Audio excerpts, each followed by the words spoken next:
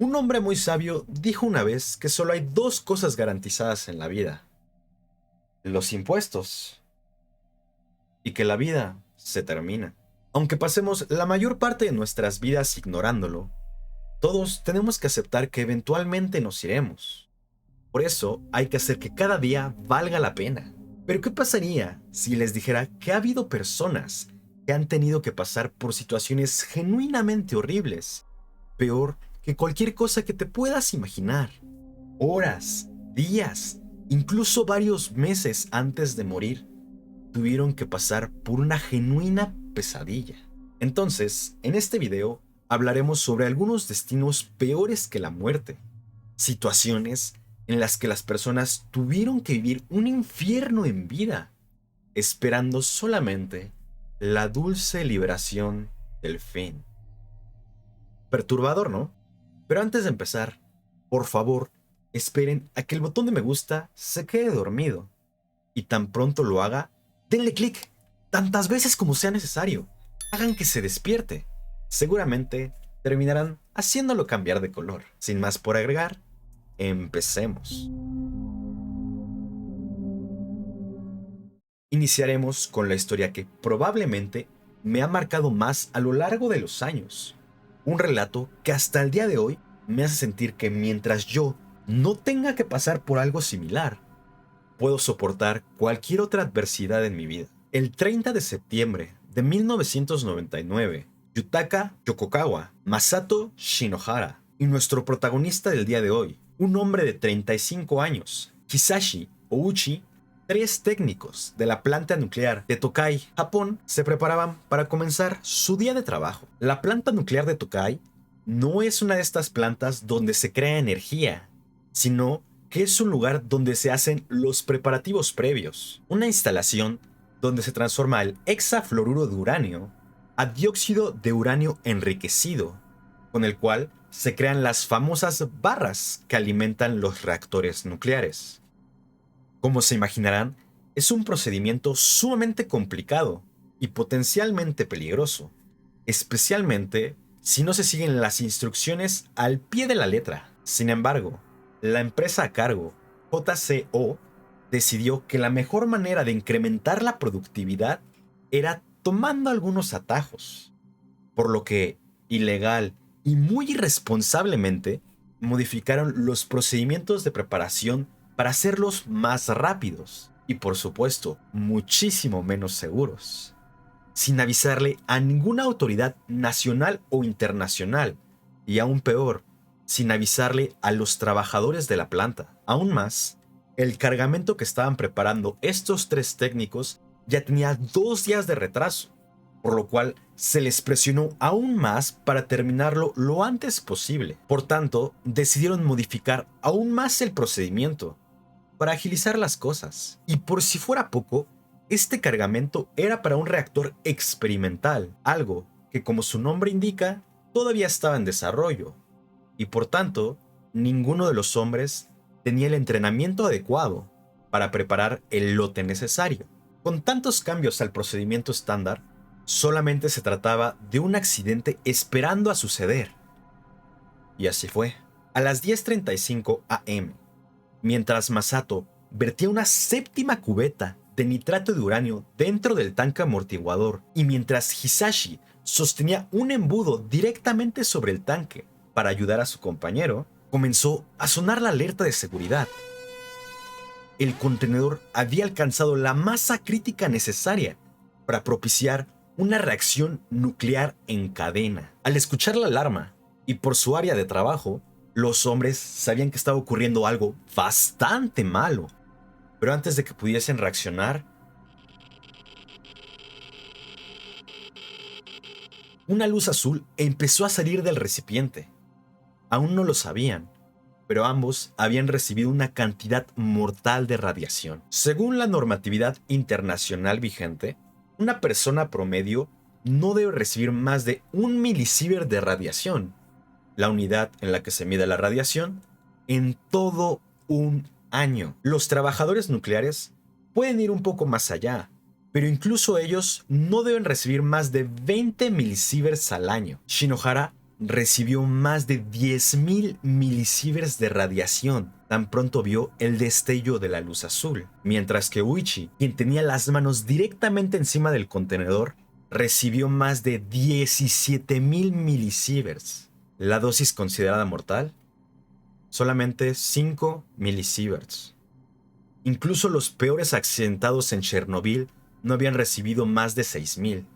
Y estos hombres tenían fácilmente 2 o 3 veces por encima de la dosis letal. Incluso el supervisor, Yokokawa, quien se encontraba tras un muro especializado para contener la radiación, recibió de un momento a otro 3.000 milisieverts de radiación provenientes del contenedor y la luz azul. No se necesita saber mucho sobre ciencia para entender que estos hombres estaban en una situación verdaderamente desesperanzadora. Inmediatamente, Ouichi y Shinohara comenzaron a sentir un intenso dolor por todo su cuerpo. Cada milímetro de su piel ardía con la intensidad de 1000 soles. Comenzaron a tener problemas para mantener la respiración, e incluso Ouichi terminó vomitando en varias ocasiones. Los dos hombres más afectados se dirigieron a la sala de descontaminación para tratar de eliminar cuanta radiación como les fuese posible, hasta que Ouichi terminó perdiendo la conciencia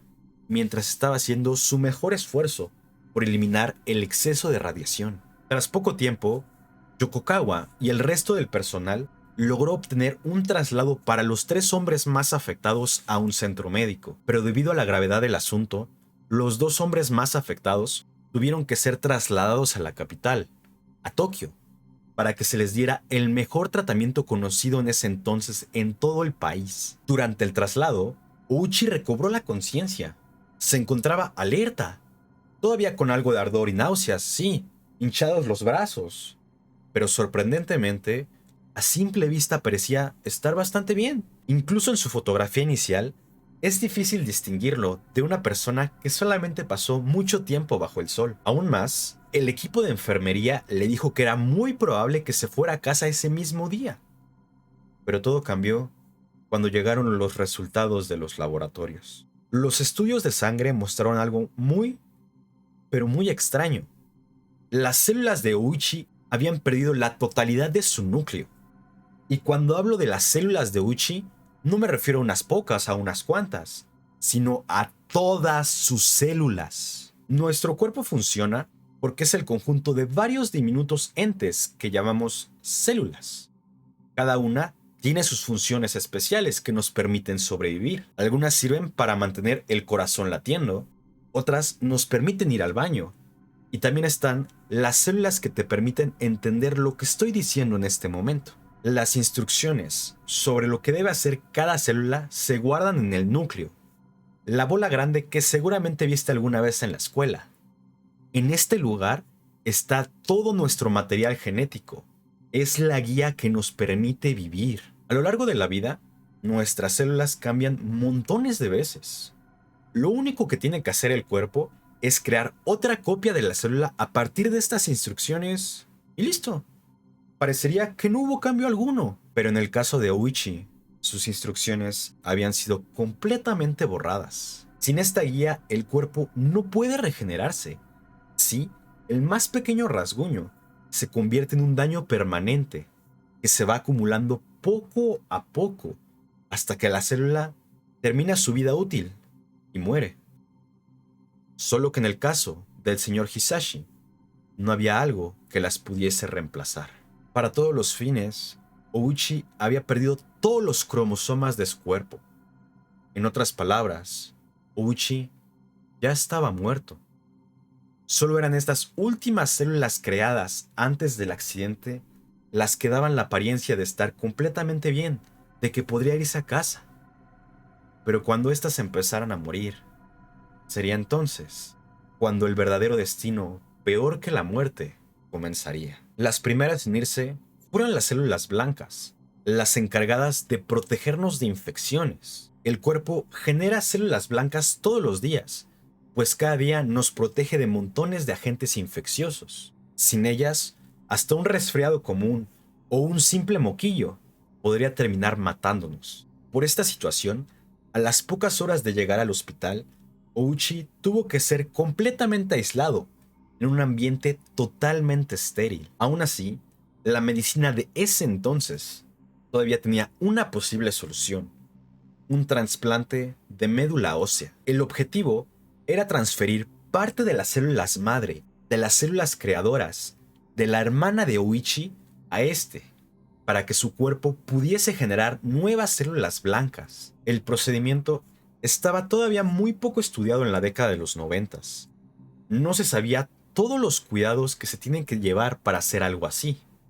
Sin embargo, no había otra opción, así que decidieron hacerlo tan pronto como la hermana estuviese lista. Incluso después del trasplante, el hombre y su familia no lograban comprender del todo la situación, especialmente porque tanto él como su familia lo veían perfectamente bien. Platicaba con su familia, con sus amigos, con el equipo de enfermería.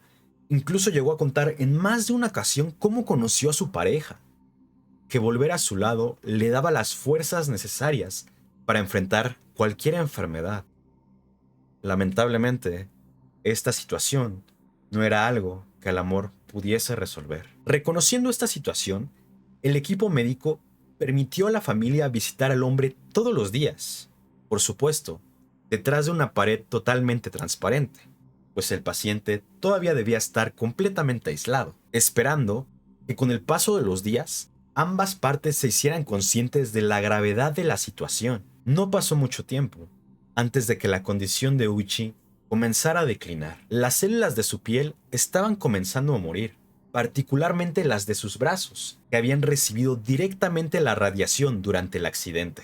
Uchi comenzó a perder pedazos de piel constantemente, especialmente cada vez que el equipo de enfermería tenía que reemplazar la tela adhesiva de las múltiples máquinas que vigilaban la condición del hombre. Poco a poco, la familia comenzó a hacerse consciente de lo terrible de la situación. Así, empezaron a practicar senbasuru, el arte de doblar 1000 grullas de origami, pues se cree que permite cumplir un deseo o recuperar la salud de los pacientes graves. Esta práctica se volvió muy popular en la década de los 50, debido a que Sadako Sasaki, una niña sobreviviente a la bomba nuclear de Hiroshima, comenzó a hacerlo, en un esfuerzo por curarse del cáncer que la radiación nuclear le había causado. Cada día, la familia creaba más y más grullas, en ocasiones apoyados incluso por los demás pacientes del hospital. También se prohibió el uso de la cinta médica, en un esfuerzo por proteger la piel de Hisashi. Y tras 10 días, finalmente se tenían los resultados del trasplante. Había sido un éxito. Por primera vez desde su internamiento, había células nuevas en la sangre de Uichi. Con esto, aun si la piel seguía muriendo, se podrían programar trasplantes de piel con relativa frecuencia, tantas veces como fuese necesario. Pero las buenas noticias no duraron demasiado. La mucosa del aparato respiratorio comenzó a fallar. Para términos sencillos, la mucosa es la piel que recubre el tracto respiratorio y digestivo. Al morir, estas células comenzaron a liberar cantidades importantes de agua a los pulmones. Aunque nadie quería aceptarlo, la condición de Uchi estaba empeorando. Ya no podía respirar por sí mismo. Así, tuvo que ser colocado en un respirador. Sin embargo, aún estaba consciente, siendo capaz de comunicarse a través de lengua de señas con sus familiares. Las malas noticias no terminaron ahí. La única buena noticia que habían recibido hasta ese momento, el trasplante, también estaba comenzando a fallar. La radiación había sido tan intensa que incluso las propias células del hombre comenzaron a liberar radiación, mutando las células madre que habían sido trasplantadas. Con el tiempo, las células de su intestino también comenzaron a morir. Empezó a tener diarrea intensa todos los días. Pronto, el daño llegó a ser tan grave que la diarrea se convirtió exclusivamente en sangre, necesitando hasta 10 transfusiones al día, solamente para mantener su sangre en niveles de anemia leve. La piel estaba tan frágil y delgada que el equipo no tuvo más opción que hacer un trasplante total de piel, pero no resultó de utilidad. El grosor de la piel era tan poco que no había suficiente para sostener el trasplante de piel.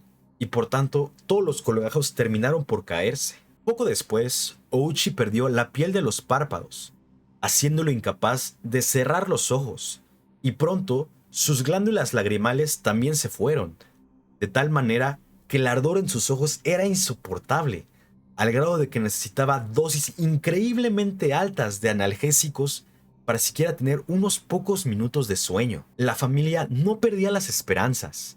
Imploró que se hiciera todo lo humanamente posible. Pero, siendo sinceros, ya no había mucho que hacer. Tras 2 meses de múltiples transfusiones, el corazón de Uchi estaba en el límite, hasta que simplemente se dio por vencido. La familia no había firmado una nota de no resucitar, y por ley japonesa se debía llegar hasta la última instancia. Por tanto, tuvieron que reanimar. Lo trajeron de vuelta una vez e inmediatamente otro paro. Un segundo intento, reanimado, otro paro. No fue sino hasta el tercer intento que finalmente lograron traerlo de vuelta por un tiempo extenso.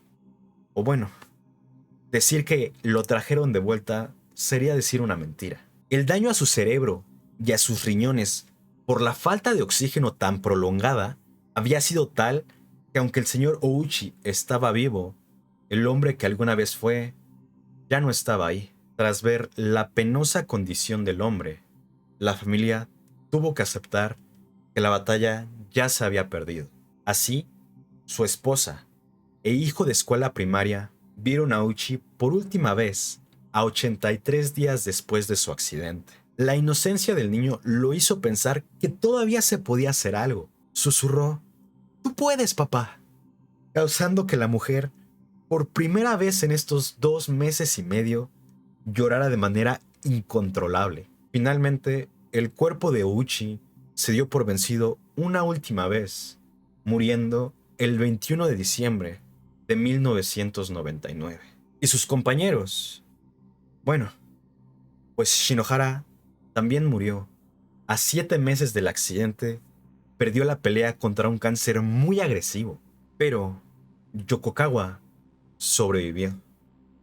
Al ser el supervisor de los otros dos, fue inculpado de negligencia y de la muerte accidental de sus dos compañeros. Hay muchos rumores al respecto sobre esta historia. Primero que nada, esta imagen no es de Ouchi. Es una persona que sufrió quemaduras graves, pero terminó con una amputación de pierna, algo que no le pasó a Ouchi. También se ha dicho en múltiples ocasiones que los médicos mantuvieron con vida al hombre en contra de su voluntad, tratando de satisfacer un retorcido deseo de conocimiento. La realidad es que después de escuchar sus testimonios, no me queda duda que hicieron todo lo posible por ayudar al hombre, impulsados siempre por el deseo de la familia.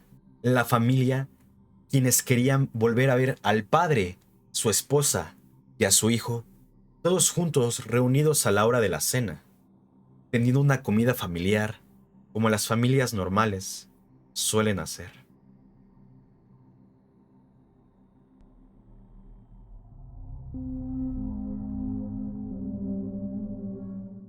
Esa última historia realmente me hizo sentir bastante mal. Hay algo en las últimas interacciones de los padres con los hijos que siempre me llegan al corazón. Pero bueno, pasemos a otra historia, igualmente terrible, porque el título del video no es clickbait. Realmente son destinos mucho peores que la muerte. ¿Alguna vez han pasado por una situación que simplemente no los deja dormir? Ya sea por estrés, trabajo, escuela o cualquier otra situación de la vida. Sin importar cuánto lo intenten, ¿no logran dormir? Recuerdo que cuando yo era niño intentaba desvelarme con frecuencia. Nada más quería ver lo que se sentía.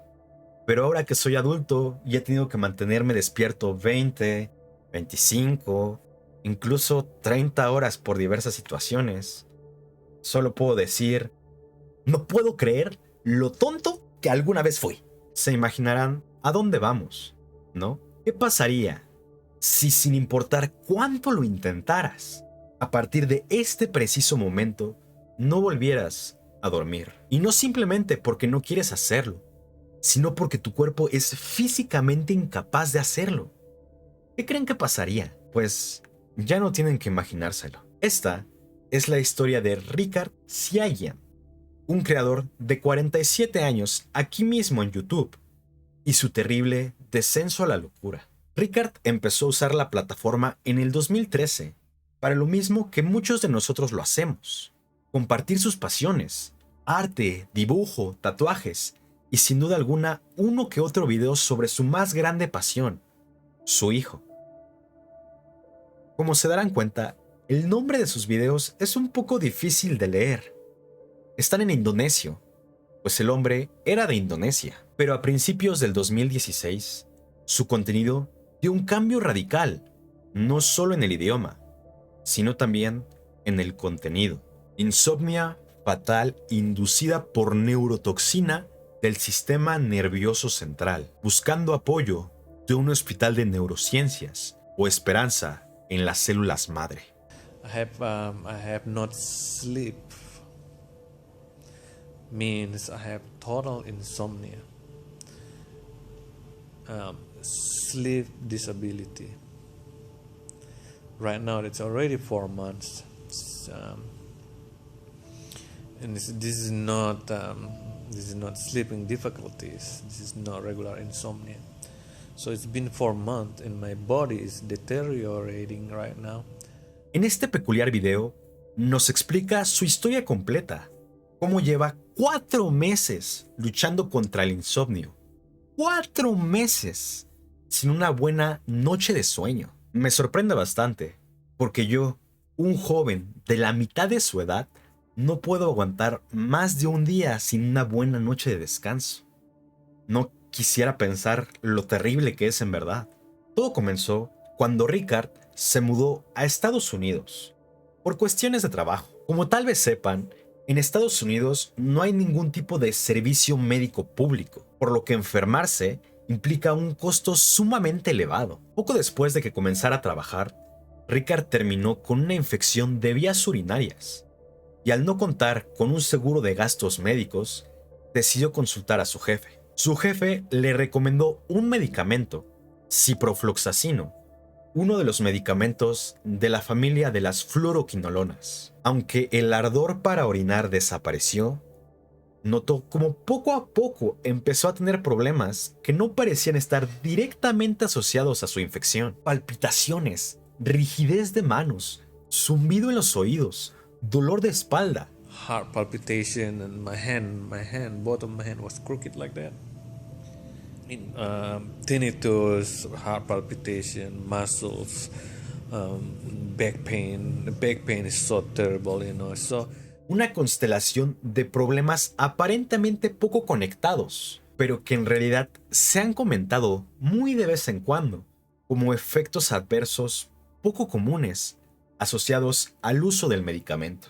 Sin embargo, la verdadera pesadilla comenzó a las 2 semanas, tras completar 14 días de tratamiento, es lo que había recomendado el jefe. Que por cierto, según entiendo, no era un personal de salud certificado. Ricard rápidamente notó cómo ahora se había vuelto completamente incapaz de conciliar el sueño. Cada vez que lo intentaba, sentía una descarga eléctrica en la espalda que lo despertaba inmediatamente. A los pocos días, decidió pagar los servicios médicos de un especialista, pero al revisarlo no pudo encontrar nada verdaderamente malo, así que simplemente le recetó pastillas para dormir y sedantes. Aparentemente, esto solo empeoró las cosas. Taking this medicine now is make me, a very strong anxiety and I have a short breath now and Este último dato llamó bastante la atención de la comunidad médica. Existe una enfermedad extremadamente rara que se llama insomnia familiar letal, una situación que hasta este momento solo se ha identificado en 40 familias en todo el mundo y cuyos síntomas son bastante similares a los que describía Ricard. Particularmente, esta relación en tomar pastillas para dormir y el empeoramiento de los síntomas. Los pacientes con esta enfermedad inician con problemas para conciliar el sueño, además de que sufren de ansiedad. Bastante parecido, ¿no les parece? Evolucionan a tener alucinaciones. Posteriormente, sufren la incapacidad total para conciliar el sueño, aunque sea solo 5 minutos. Finalmente, su cuerpo termina tan dañado por la falta de sueño que empiezan a tener demencia, deterioro mental grave o incluso periodos de coma, que eventualmente terminan con sus vidas. La cosa es que Ricard se hizo en más de una ocasión estudios genéticos y se corroboró múltiples veces que no tenían ningún tipo de relación con estas 40 familias. Ricard siguió subiendo videos a lo largo del año, en donde vemos cómo su deterioro se torna cada vez más importante.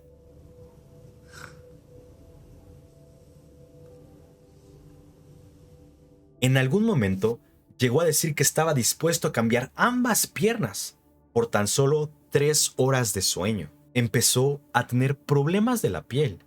La sensación de choque eléctrico se hizo tan intensa que ya era prácticamente imposible dormir.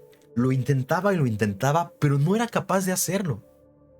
Pero lo verdaderamente triste fue cuando el daño llegó a afectar su pensamiento. Conspiracy theory. Conspiracy theory has never been a theory. It's a practice. La situación llegó a tal grado que el hombre terminó postrado en cama por la falta de fuerza asociada a su condición. Algunos de estos últimos videos son verdaderamente desgarradores, diciendo en múltiples ocasiones que ya estaba listo para darse por vencido, que contemplaba terminar con su vida. I wish there is someone coming and put a poison in my mouth so I can end this. Because God don't want to pick me up. Su mente ya estaba completamente deshecha, hablando una y otra vez sobre teorías de conspiración que él mismo había creado. About HIV. HIV is a virus. It's made by human, made by drugs mafia. Lamentablemente, Ricard terminó muriendo a causa de su condición el 9 de diciembre del 2016, alejado de su patria y de su mayor pasión, su hijo pequeño. Mucho se ha hablado del papel del medicamento en todo esto, y aunque sí, las quinolonas tienen varios efectos adversos, hasta donde yo he podido encontrar, este es el único caso que se ha reportado donde pasa algo tan grave. Lo más parecido que he podido encontrar es un par de casos que hacen referencia a una cierta modificación en las señales que regulan nuestro cerebro, haciendo a las personas más susceptibles a sufrir de ansiedad.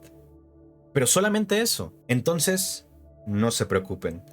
Las posibilidades de sufrir algo similar después de tomar sus medicamentos son prácticamente nulas. Por favor,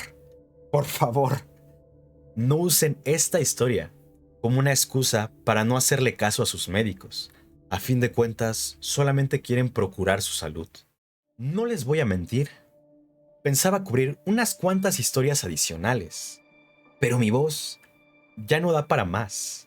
Entonces, si quieren escuchar más historias con destinos peores que la muerte, o en su defecto, conocen alguna otra similar, ¿por qué no me dicen aquí abajo en los comentarios? Por cuestiones de trabajo, grabo estos videos mucho antes de publicarlos, pero les aseguro que leo todos y cada uno de los comentarios y opiniones que dejan allá abajo. Por lo mientras, recuerden esperar a que el botón de me gusta se quede dormido, y tan pronto lo haga, denle clic una y otra vez hasta que se despierte.